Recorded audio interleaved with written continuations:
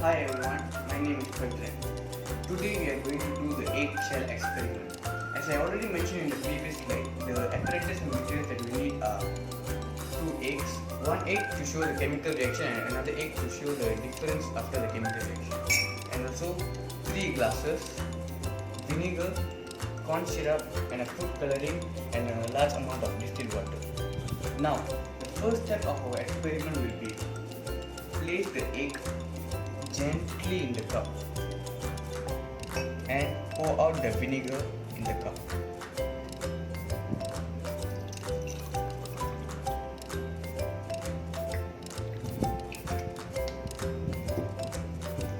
Now we wait for another 24 hours and also for another 24 hours to show the chemical reaction.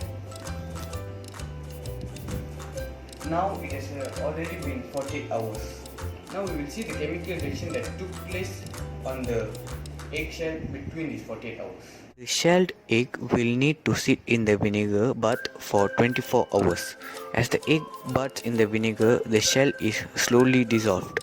The bubble clinging to the egg will cause the egg to float, flip and turn. After 24 hours, we will need to drain the vinegar and replace it with fresh vinegar to continue the process of dissolving the eggshell. Let the egg sit in the vinegar for another 24 hours. After that, the shell will be fully dissolved and the semi-permeable membrane will be exposed. After 48 hours, we have to pour the vinegar into a sink.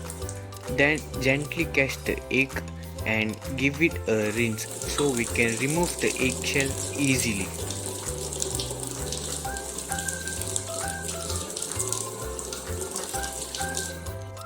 After wash the egg, now we can observe that the eggshell has been fully dissolved.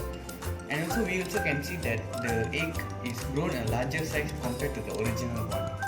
We are not done yet. We have to do the next step of our experiment will be place the egg into another cup gently and pour the corn syrup on it.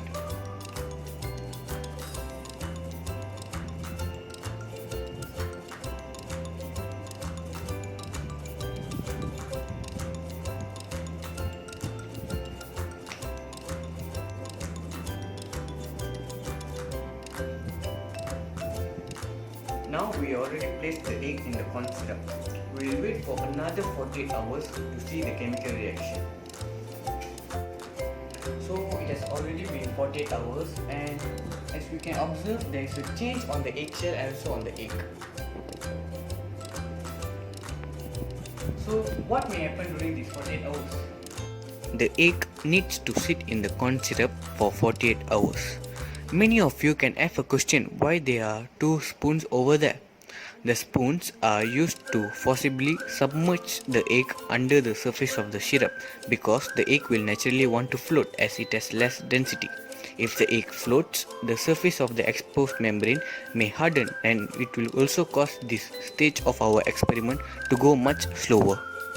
As I already mentioned in the previous slide, now we have to pour the corn syrup into the sink and take the egg. But before that, I am not going to do that. I am going to pour the water on another cup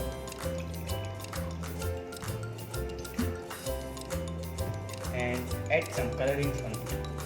A few drops only.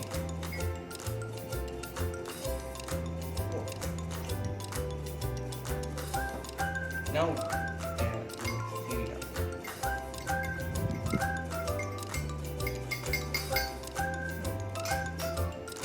Okay. Now we'll go and pour the corn syrup up. Okay. Now it's already poured the corn syrup into the sink and we can observe the egg. You can observe that eggshell become more softer compared to the original one and also become small and shaped up compared to the original one too. Okay. But we are not done yet. We are going to do the next step of our experiment, which is take the egg gently and place it up in this cup very gently.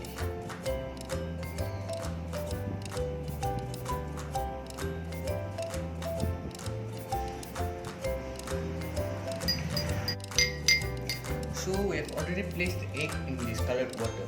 We will wait for another 24 hours to see the reaction. been already 24 hours we have kept the egg in this colored water. As we can see, there is a change in this egg and also the surface of the egg. What may happen during these 24 hours? Check it out. During the 24 hours, the egg needs to bath in the colored water. The egg will begin to grow and expand as the water passes through the membrane and also into the egg through osmosis. So we are at the last step of our experiment, which will be take this egg gently and put it in a bowl. As we can see, this egg has become in green color as the colored water, and also the surface of the egg become thicker, and also it grown in a larger size compared to the original one too. So to know what has happened during these 5 days, check it out on the next slide.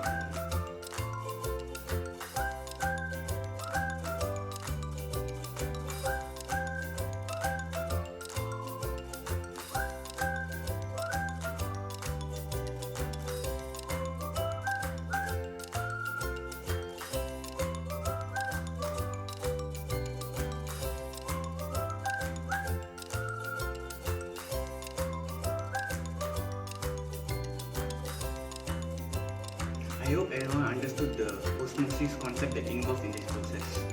And if you have any doubt, please repeat this video and watch it again. Thanks for watching.